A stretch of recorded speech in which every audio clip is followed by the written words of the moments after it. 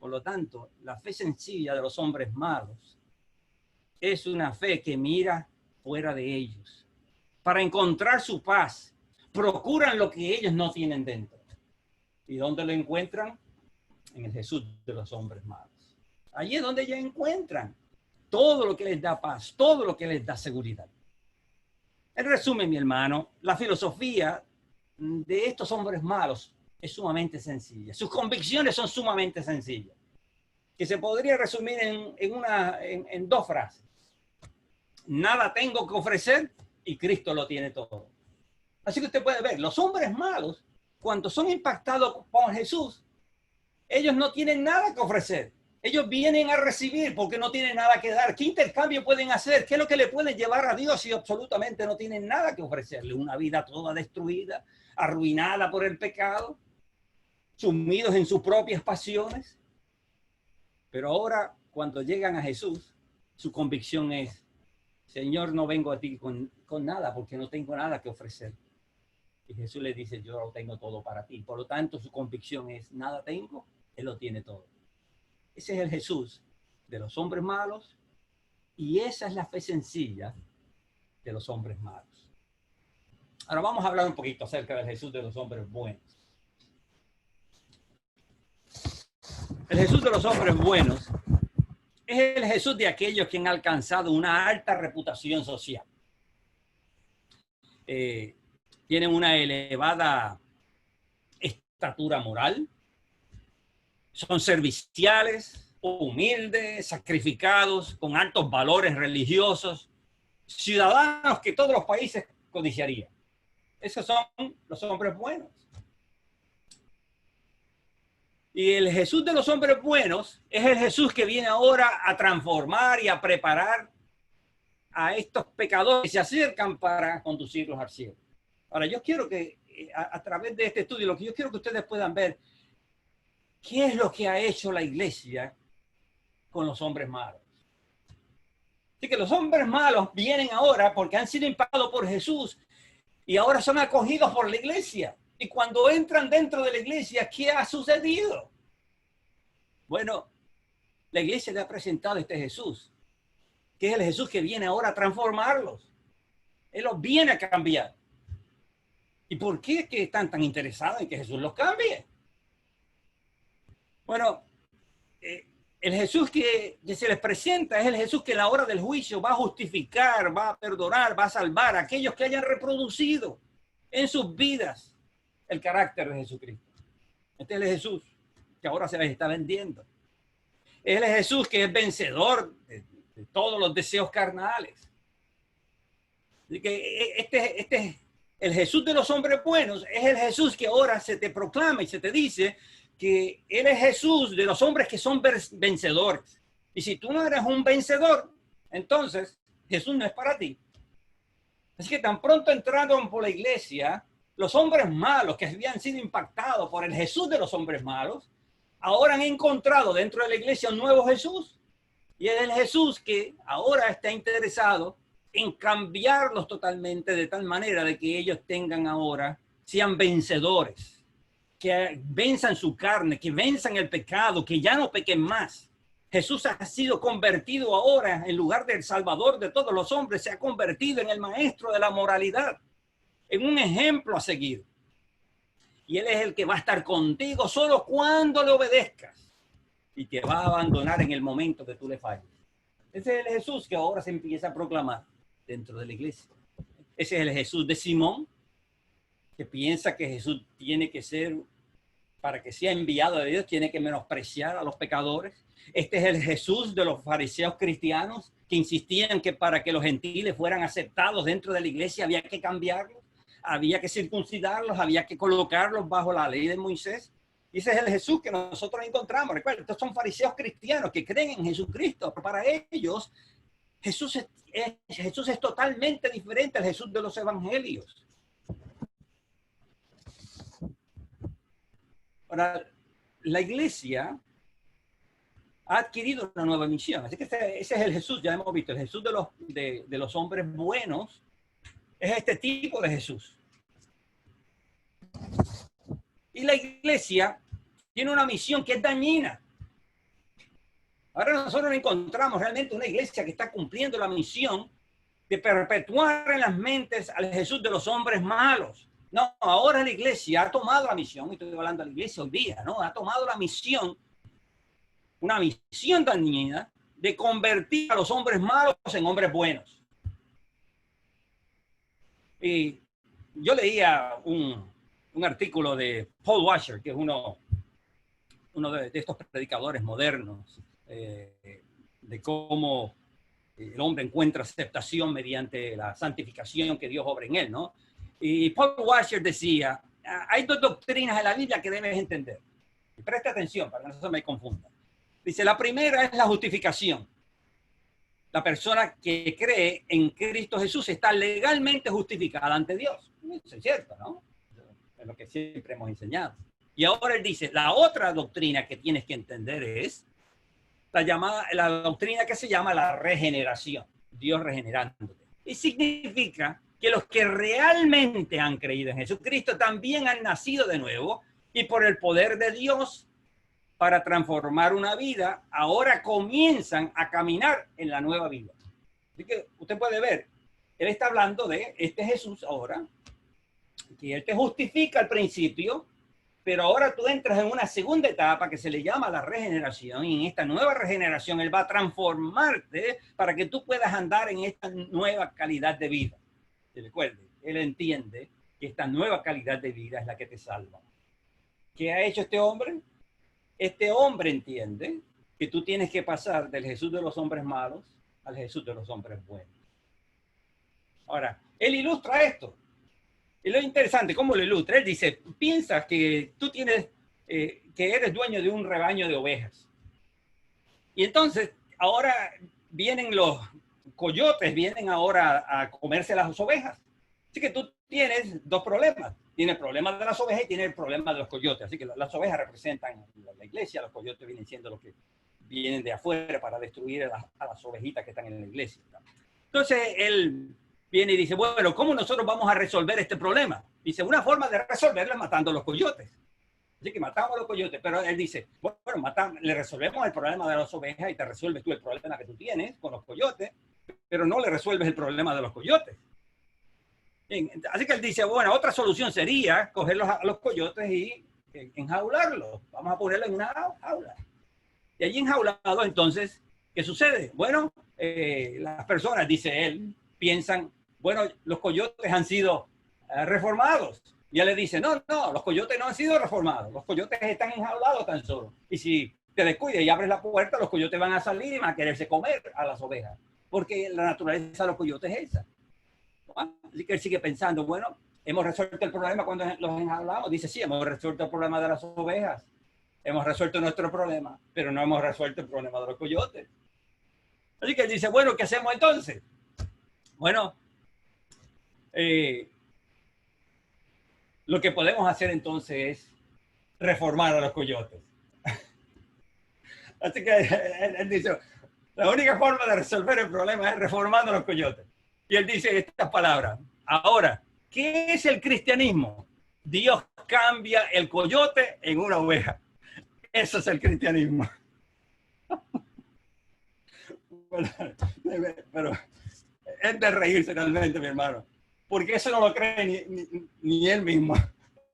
Bueno, pero eso es lo que está enseñando, ¿no? De que esa es la función, en cambiar a los coyotes en ovejas. Bien, así que el Jesús de los hombres malos ha desaparecido. Ahora, la función de la iglesia es en cambiar a coyotes en ovejas, en cambiar a hombres que dependían del Jesús de los hombres malos a que dependan del Jesús de los hombres buenos. De ese Jesús que cambia a coyote en ovejas. Entonces, el Jesús de los hombres malos, ¿quién era? Para que puedan entender esto mejor. El Jesús de los hombres malos es el Jesús del solo por fe, del solo por gracia y del solo por Cristo. Así que el hombre malo, cuando recibió ese Jesús, ¿qué fue lo que le escuchó? Su salvación es solo por fe, solo por gracia y solo por Cristo. Al entrar por la puerta de la iglesia, que la iglesia ahora se convierte en un lugar de transformación, a cambiar los coyotes, pues ahora, al entrar por la iglesia, estos pecadores que habían sido confrontados con el Jesús de los hombres malos, ahora empiezan a recibir un nuevo evangelio. Y este nuevo evangelio es el Jesús de los hombres buenos. El solo Jesús fue tan solo un paso inicial. Así que solamente al principio, el solo Jesús, el Jesús de los hombres malos que ellos encontraron, era para comenzar la vida del creyente. Pero ahora, tan pronto ellos entran por las puertas de la iglesia, se les asegura que ellos ahora van a alcanzar un estado más elevado, una bendición más abundante. Eso es lo que se les está asegurando. Y se les dice que Dios nunca pretendió dejarlos en un estado de niños, de fe sola. Él quiere que sean maduros, que alcancen una fe obediente, una fe que obra por el amor, una fe que esté acompañada de obras. Así que este es el nuevo Jesús, el Jesús de los hombres buenos. Así que si tú eres una persona buena, este es el Jesús para ti. Así que Jesús dejó de ser el Jesús de los hombres malos, ahora es el Jesús de los hombres buenos. ¿Y cuál es la reacción? ¿Cuál es el éxito del adoctrinamiento del Jesús de los hombres buenos? Han sido adoctrinados, bien, ya han sido asimilados por la iglesia. ¿Y cómo ahora esta gente empieza a pensar? Ya no piensan como antes. Nada tengo, todo lo tiene Jesús.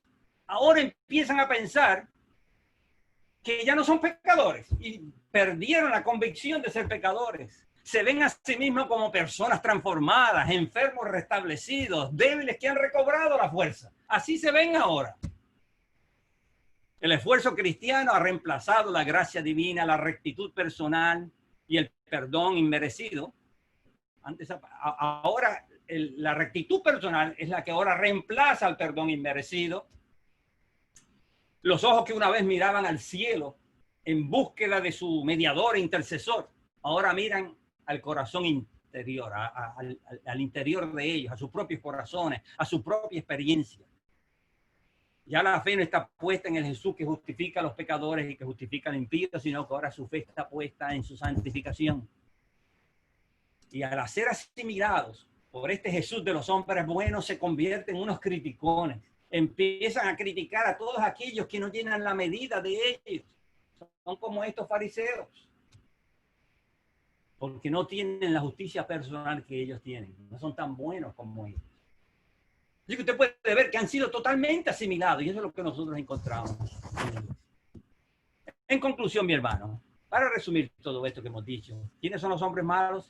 Aquellos que con fe sencilla reconocen la profunda maldad de sus corazones y dependen enteramente de la misericordia divina. Nada tienen que reclamar, nada tienen que ofrecer, vienen con las manos vacías ante Jesucristo.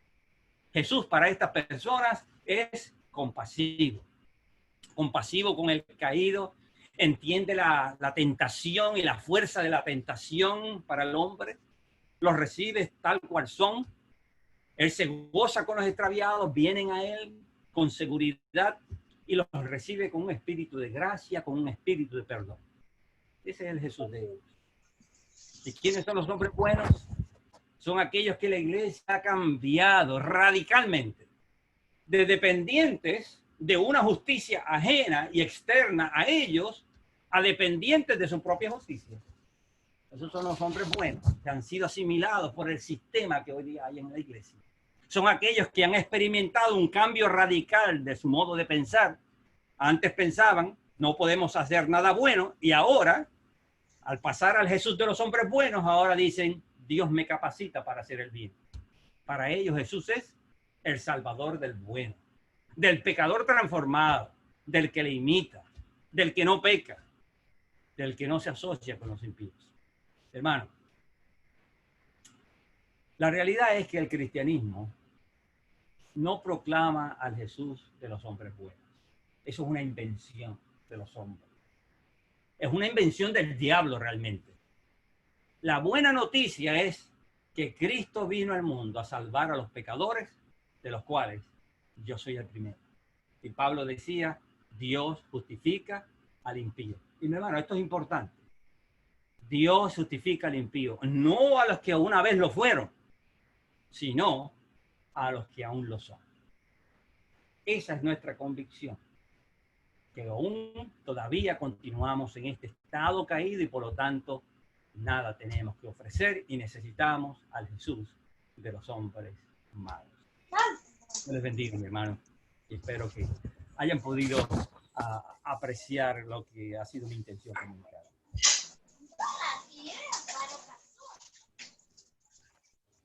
Gracias, Pastor Saúl. No sé si alguien tuviese alguna impresión sobre el tema, alguna pregunta.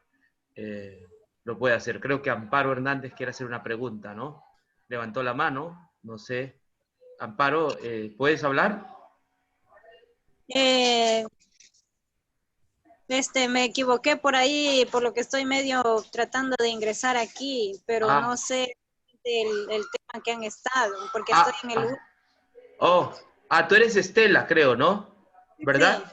Oh, qué alegría, qué alegría. Vamos a darle la bienvenida. Estela es una persona que entra por primera vez y pues te damos la bienvenida, Estela. Esperamos que este programa y todo este culto sea de bendición para tu vida. ¿Sí me pueden ver o no? Gracias, pastor. Sí. Por la bienvenida. La otra Estela. A todos, hermanitos. Sí, genial. Ya. Bueno, sí, dos Estelas hay ahora sí. ¿Alguna pregunta para el pastor que puso el tema? No sé si tuviesen alguna pregunta. Hermano, por favor. Yo quiero preguntar. Sí, vamos. Ahora sí. ¿Me escucha el pastor? Adelante. Sí, adelante, adelante. Buenos días. Bueno, escuché justamente, bueno, no todo el tema, pero muy interesante y bueno, sí te lleva a reflexionar mucho justo lo que llega a ser aquel que ha nacido de nuevo, ¿no? Pero sí me dejo pensando o sea, estoy de acuerdo de que Jesús es el Dios de los hombres malos y que nuestra naturaleza mala está todavía. Y bueno, esa es una lucha de cada uno de nosotros y la obra de Dios va en cada uno de nosotros transformándonos. Y llega al punto donde la Biblia dice que Él está haciendo o levantando una iglesia sin mancha y sin arruga. ¿Cómo cuadraría ese texto en el tema?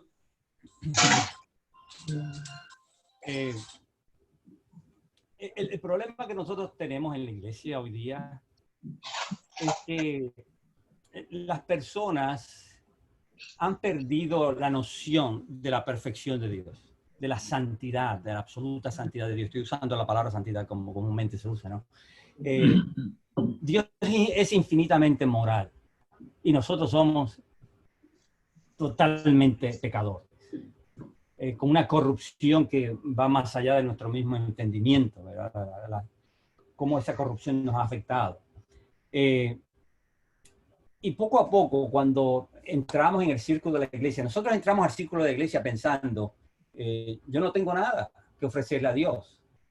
Pero en la medida en que vamos recibiendo todos estos mensajes que muchas veces se reciben en la iglesia, la gente empieza a tener la idea de que poco a poco su condición de pecador desaparece y ahora vamos creciendo más en ser buenos. Y por lo tanto, mi necesidad de Jesucristo poco a poco va a desaparecer, ¿verdad? Porque ya Cristo no va a ser lo más importante. Lo más importante es ahora enfocarme en la vida espiritual que yo tengo.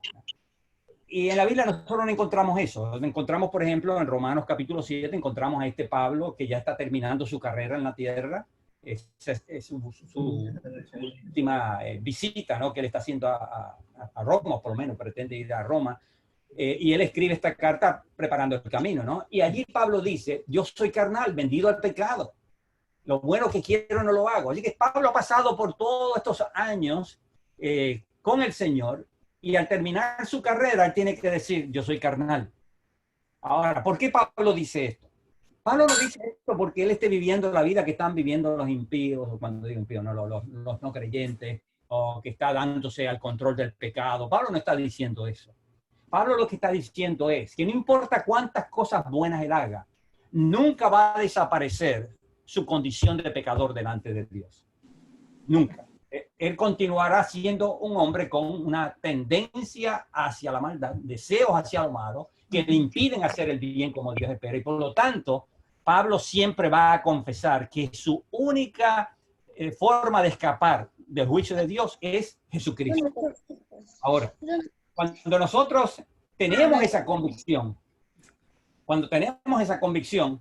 eso va a hacer que en todo momento yo dependa de lo que Jesús hizo. Ahora, mi vida puede ser noble y nosotros vamos a intentar tratar de vivir vidas nobles y las vivimos ante el mundo, porque el mundo lo único que va a ver son las buenas obras que nosotros podemos producir. Pero Dios conoce que estas buenas obras también son imperfectas y por lo tanto entran dentro de la categoría de pecadores. Nosotros como pecadores producimos imperfectas buenas obras. Pero por ser imperfectas buenas obras, entonces nosotros como creyentes sabemos que al entrar a la iglesia yo no he dejado de ser malo. Al contrario, si la iglesia me ha educado bien con el evangelio de Jesucristo, entonces yo voy a tener una convicción mayor de mi condición como pecador, no menor, mayor. Por eso Pablo, cuando descubrió el evangelio, dijo que él era el más grande de los pecadores, pero antes había dicho que él era irreprensible, que era un hombre justo. Pero tan pronto fue enfrentado por el evangelio le dio una visión más profunda. Por eso él llegó a decir en el Romanos 7 que antes sin la ley vivían un tiempo, pero venido el mandamiento, el pecado revivió y yo morí. Pablo no está diciendo que él no conocía la ley, él era un guardador de la ley, pero Pablo está diciendo que es en el Calvario donde él descubre lo que significa verdaderamente ser un pecador. Y en ese sentido que estamos hablando. La iglesia va a vivir una vida noble en el mundo, pero la iglesia no se acerca al mundo diciéndole, ahora yo soy mejor que tú. La iglesia va a decirle al mundo, yo soy peor que tú. Y si yo encontré gracia, tú también puedes encontrarla. Pastor, entonces, bueno, justo sí, he leído lo que es Romanos capítulo 6, Romanos capítulo 7, 8, donde los tres como que conjugan en ese mismo punto, ¿no? O sea, Pablo reconoce que él, a pesar de que ya ha caminado su vida confiando en la justicia de Cristo, creyendo que él le ha perdonado, como dice el capítulo 6 de Romanos, que dice, muertos al pecado, y ver la realidad, ¿no? Por un lado, Romanos 8.1 dice, ya no hay ninguna condenación, que estamos completos, perfectos en él y perfectos. Pero, como él dice en el capítulo 7, yo también veo la otra realidad en mi vida, que soy carnal, vendida al pecado. Entonces hay esa lucha, ¿no? Sí lo presenta justamente el capítulo 8.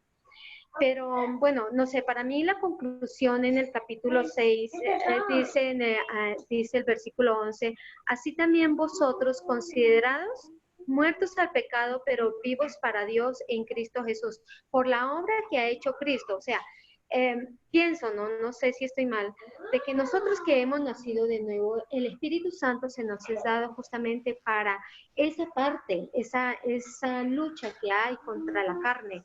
Y como dice él, considerados muertos al pecado, considerados es, o sea, no es verdad que estamos totalmente libres ya del pecado, ¿no? Porque está nuestra naturaleza. Pero Pablo dice, considerados muertos al pecado. Entonces, pienso que nosotros como nacidos de nuevo, o sea, no es de cerrar los ojos y no mirar nuestra naturaleza, sino ver, convencernos como su merced también dice, no, seguimos siendo pecadores, estamos todavía, mas sin embargo consideramos que la obra que ha hecho Dios y la obra que está haciendo el Espíritu Santo en nuestras vidas es completa. El que comienza la obra, la termina, ¿cierto? Entonces, la obra que Dios está haciendo en nuestra vida de regeneración o santificación, de transformación en hacer una iglesia sin mancha y sin arruga, creo que está haciendo, esa obra es perfecta, es perfecta. Entonces, o sea, yo lo digo en el punto de que yo ya descanso, o sea, yo ya no me preocupo más porque tengo esta lucha con tal pecado, con tal situación, sino descanso en Dios para que Él haga su obra en mí, ¿no?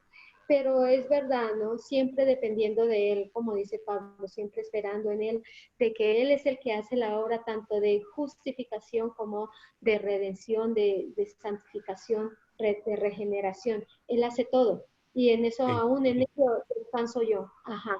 Ok, déjeme.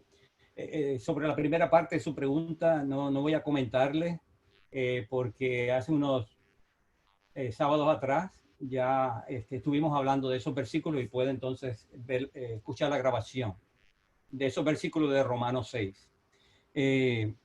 Hay varias cosas de lo que me dijo. Entre la lucha del espíritu y la carne, ¿verdad? Si no malentendí, usted me está diciendo que cuando nosotros somos creyentes, ahora el espíritu viene y al venir el espíritu, entonces poco a poco va realizando una obra perfecta, y por obra perfecta yo entendería, ¿no?, que poco a poco por la obra del espíritu la carnalidad nuestra va desapareciendo. Esa sería la conclusión. Bueno, si estamos hablando de que el espíritu hace una obra perfecta, esa sería la conclusión. Ok, yo le voy a dar solamente bueno, hay varios ejemplos que nosotros tenemos en la Biblia. Cojamos a Moisés.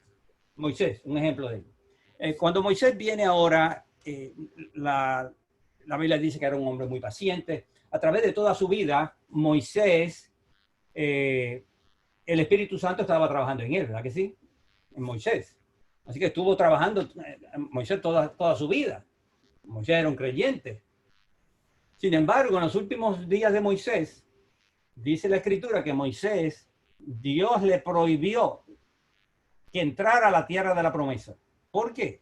¿Acaso la obra del Espíritu no fue completa en Moisés como para evitar que Moisés se exaltara y se echara la gloria que solamente le pertenecía a Dios? Porque eso es lo que dice la Escritura, que hizo Moisés. Y por eso fue castigado, a no entrar a la tierra. Así que si Moisés, por ese sencillo acto, no pudo entrar a la tierra aquí, a ese pedacito de tierra aquí, en este mundo, ¿cuánto más entonces la obra de Moisés, la obra del Espíritu en Moisés? Entonces, si no pudo evitar que Moisés fuera capacitado para entrar, o la obra del Espíritu no pudo capacitar a Moisés para entrar a la tierra terrenal, tampoco pudo hacerlo para la celestial. Ese es uno. El otro caso que tenemos, que fue el que yo mencioné, que fue Pablo. Si Pablo al terminar su carrera tiene que decir, yo soy carnal, vendido al pecado, lo bueno que quiero hacer no lo hago, viene la pregunta. Durante todos estos años, el Espíritu de Dios que estuvo trabajando en Pablo, ¿no pudo darle la victoria? Ese es otro. Y por último, mi último ejemplo es el siguiente. Pablo en Romanos 8.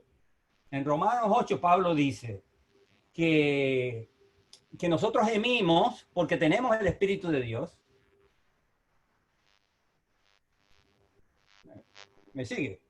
Porque tenemos el Espíritu de Dios. El apóstol Pablo dice, nosotros gemimos en nuestro interior. Entonces Pablo continúa en el capítulo 8 y dice, porque ¿qué hemos de pedir como conviene? No lo sabemos. Y él está hablando de las oraciones. Él dice que en los momentos cuando nosotros oramos, no sabemos pedir lo que nos conviene. Y tenemos el Espíritu. Así que ahora el Espíritu es el que produce esta oración en nosotros. Y cuando nosotros sacamos esa oración, que pasa el Espíritu, no es el que ora. Oramos nosotros, inspirados por el Espíritu. Y tan pronto esa oración pasa por nosotros, las intenciones del Espíritu pasan por nosotros, ¿qué es lo que sale por nuestra boca? Lo que nosotros queremos que Dios haga, no lo que Dios decía que iba a hacer. Entonces Pablo dice que Dios ignora lo que sale de nuestros labios y responde conforme a la intención del Espíritu. Ahora, ¿qué me muestra a mí eso? Me muestra que la obra que el Espíritu realiza no anula el problema de la pecaminosidad del ser humano. ¿Para qué viene el Espíritu? El Espíritu no viene para quitar de nosotros nuestra carnalidad, porque la vamos a tener hasta el último día. El Espíritu viene para que nosotros en todo momento, en medio de nuestras luchas en esta tierra, pongamos nuestra atención en el Cristo que está a la diestra de Dios. Jesús dijo que cuando Él se fuera, el Espíritu vendría, dice, y los convencería de pecado y de justicia, y dice, de justicia por cuanto no me veréis, por cuanto voy al Padre. ¿A dónde iba a estar nuestra justicia? En el cielo. ¿Y qué iba a hacer el Espíritu Santo? Dirigirnos al cielo.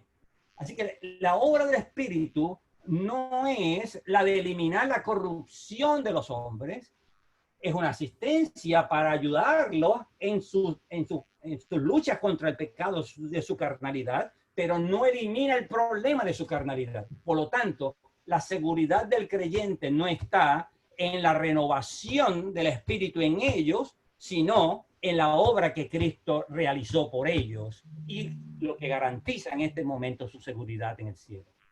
Amén, amén. Gracias, pastor. Pues muy interesante con mis pensamientos, porque no hace mucho tuvimos ese estudio, digamos, ¿no? De capítulo 7, capítulo 6, y iba entendiendo de esa manera, pero gracias por resaltar esa obra del Espíritu Santo, justamente, que es llevarnos a Cristo, y sí, la gloria y la honra para Él, y por la exposición. Solamente, entonces, ¿en qué queda ese verso que dice, consideraos muertos al pecado? Le recomiendo que vea el video que se produjo de eso. Listo, sí, son gracias. como me parece que son 2 semanas atrás que dimos ese tema. Ok, gracias. Bien, creo que hemos terminado con el espacio. Saúl. ¿De preguntas? Saúl. ¿Quién está por allí? Adelante, hermano. Saúl, quisiera que me aclarara, por favor, dos cosas que tú mencionaste. Una, primeramente, quisiera que me aclarara el pensamiento, como mencionaste, de Paul Washer en cuanto a la justificación al creyente y la regeneración. Eso primeramente, ¿no? Lo de Paul Washer. Entonces, la otra partecita, duda, es que, según se ha dicho, es verdad entonces que muchas iglesias hoy en día lo que están predicando entonces es al Cristo de los hombres buenos en vez del Cristo de los hombres malos. Esas dos cosas. Sí, eso es lo que está sucediendo dentro de la iglesia. En cuanto al asunto de Paul Washer y la manera en que él visualiza la salvación, él cree simplemente que el hombre comienza su introducción a la fe mediante el creer que Cristo es su Salvador, que Cristo hizo toda esta obra para redimirlo, y una vez entró al círculo de la iglesia, él entiende que ahora ya Cristo se echa a un lado y el Espíritu Santo ahora viene a tomar el lugar de Cristo, y la función del Espíritu es ahora transformar al creyente, hacerle una persona buena, porque Paul Washer entiende que la obra de regeneración es para que el hombre finalmente sea salvo. Así que la salvación no depende solamente de lo que Cristo hizo en el Calvario y de su vida perfecta a favor nuestro. No depende de eso, sino que depende también de la transformación del creyente. Así que salvación para Paul Washer y para muchos cristianos hoy día es Cristo más mi transformación personal. Eso es básicamente lo que enseña. Vamos a dejarlo hasta aquí, ¿verdad? Porque ya creo que el tiempo se fue.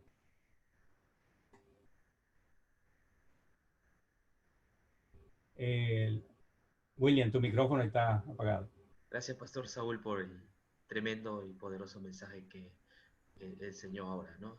El Jesús de los hombres malos y el Jesús de los hombres buenos. No sé con cuál te quieres quedar, hermano o hermana. ¿El de los hombres malos o el de los hombres buenos? Si te crees bueno, entonces está lejos de ti la salvación. Si te consideras malo, porque eso somos, entonces el Cristo ha muerto por los pecadores y llega a ser tu Salvador. Muy contento de recibir esta clase. Un poco triste porque Gabriel no pudo ingresar, dice que hizo muchas cosas para poder ingresar y no ha podido. Tiene problemas, creo que con el internet. Ustedes tuvieron problemas para ingresar, hermanos, porque hoy estuvimos moneando la plataforma que tenemos, y entonces pienso que por ahí de pronto hicimos algo inapropiado y solo permite que cierto tipo de personas entren. No sé, ¿ustedes tuvieron problemas para ingresar al Javier? ¿No hubo problema? No. Oh, no hubo problema. Entonces Nosotros sí en Puerto Rico. Yo tuve problemas. Yo también. Yo también tuve Yo tuve problemas. problemas, no pude entrar. Tuve que abrir el teléfono para poder entrar. Sí, pero Yo hablé con el hermano. No es asunto de los cambios que se hizo, porque de lo contrario todo el mundo hubiese tenido problemas. claro, sí. Entiendo. Bueno, esperamos que no sea, solo sea un tema particular, ¿no? Y no sea general. Pero bueno, vamos a ver cómo los hermanos solucionan ese problema que tienen y puedan ingresar. Hay un grupo de hermanos que quieren ingresar en Perú, pero no pueden, no sé qué hacer. Ya he agotado todas las posibilidades de hacerlos ingresar y no puedo, ¿no? Ya creo que es un problema también del internet que están teniendo. Bien, vamos a dejar este espacio. Tenemos un espacio para poder saludarnos, ¿no? Un espacio de unos 5 minutos, un break, mientras vamos preparando la música para el segundo servicio, el segundo tema. Natalie, ¿cómo estás? ¿Te ve bien? ¿Cómo estás, Natalie? Buenos días con todos. Todo bien, paz. Aquí sin novedad. Se extraña a tu mami que siempre está a tu lado, izquierdo, derecho. Ah, ahí está. ¿Cómo está, hermana Rocío? Qué alegría saludarla. Dios la bendiga. Yo quiero presentarles a Estela, ¿no? Que está por allí. Estela, ella recién ingresa al Zoom, no conoce mucho de las escrituras, pero ella ayer me escribió, me dijo que estaba muy feliz, le hice una visita. ¿Hace cuánto tiempo te hice una visita a tu casa, Estela? ¿Te acuerdas? Bueno, yo creo un mes creo, ¿no? O un mes y medio. Pero yo recibí una llamada telefónica del hermano, ¿no? De ella. Le digo, pero estamos en pandemia, yo no puedo visitarla, está complicado la cosa. Entonces el hermano me dijo, no, tómate un taxi y ven, ¿no? Y bueno, visité a Estela. Y si ustedes vieran, Estela no es la misma que conocí hace un mes. Estaba muy delicada de salud, ¿no? No sé si puedes hablar, Estela. Yo creo que ella mejor debe contarles. Bueno, Dios ha obrado en su vida, ¿no? Y hoy la tenemos con nosotros. Es lo que yo puedo decirles.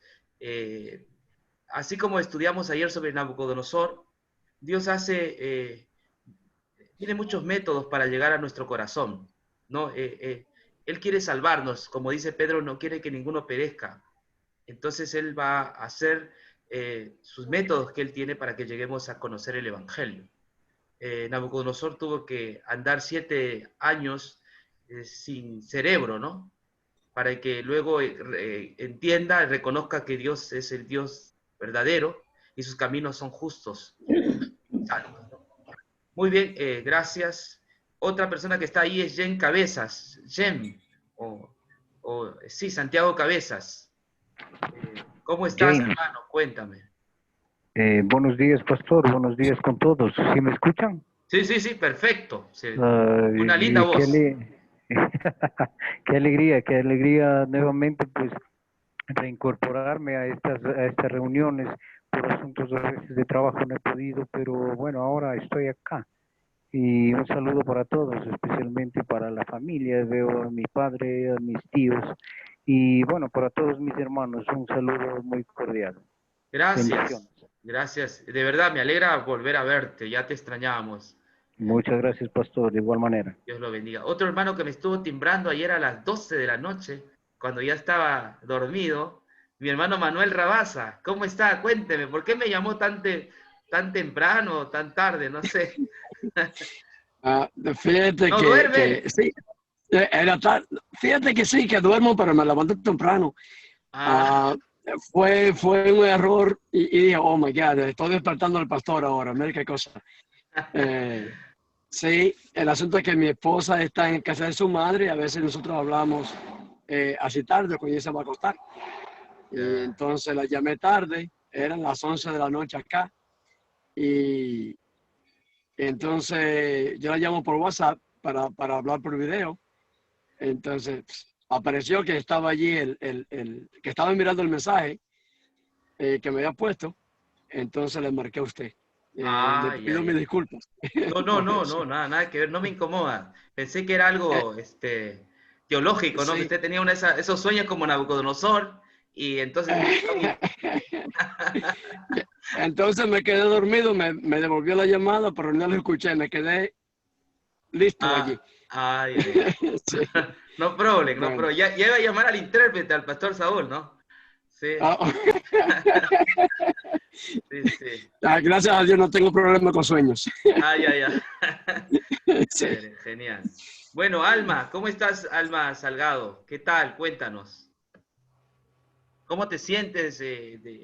¿Cuál ha sido tu experiencia estos meses con el pastor Saúl, con el grupo nuestro? ¿Cómo te sientes? ¿Cómo se siente la familia? Buenos días a todos. Bien, gracias a Dios, pastor. Yo soy miembro de la iglesia del pastor Saúl Roldán aquí en Queens, en Nueva York. Y bien, y siempre cada semana que puedo, disfruto mucho los estudios y ser parte del grupo también es una bendición cuando podemos entender tantas cosas como hoy, ¿no? Que no hay nada bueno en nosotros y que Dios siempre